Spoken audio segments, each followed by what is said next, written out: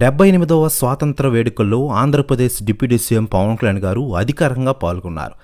Kakinada police parade ground ఏర్పాటు చేసిన స్వాతంత్ర దినోత్సవ వేడుకల్లో పవన్ కళ్యాణ్ గారు మొట్టమొదటిసారి డిప్యూటీ సీఎం హోదాలో జాతీయ జెండాను ఆవిష్కరించారు.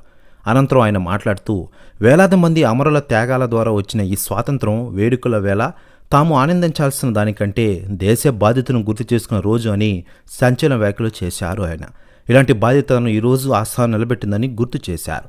అలాగే కాకినాడ జిల్లాకు చెందిన పలువురు స్వాతంత్ర యోధులను డిప్యూటీ సీఎం పవన్ కళ్యాణ్ గారు గుర్తు చేశారు. ఇకపోతే ₹2 కిలో బియ్యం వంటి పథకాల గురించి ఎన్టీఆర్ గారి స్ఫూర్తితో అన్నా క్యాంటీన్లతో ₹5కే భోజనం పెట్టే పథకం ప్రారంభిస్తున్నామని వెల్లడించారు పవన్ కళ్యాణ్ గారు. ప్రజా సంపద దుర్వినియోగం చేసిన వారిని ఎవరిని వదిలిపెట్టబోమని హెచ్చరించారు పవన్ కళ్యాణ్ గారు. గత 5 ఏళ్లు లా అండర్ క్షీణించి స్కూల్కి వెళ్లిన సుగాలి ప్రీతి ఇంటికి రాలేదన్నారు. లా ఆర్డర్ బలంగా ఉండాలి, ఎక్కడ రాజాకు పదకూడదని సంచలన వ్యాఖ్యలు చేశారు ఆంధ్రప్రదేశ్ డిప్యూటీ సీఎం పవన్ కళ్యాణ్ గారు.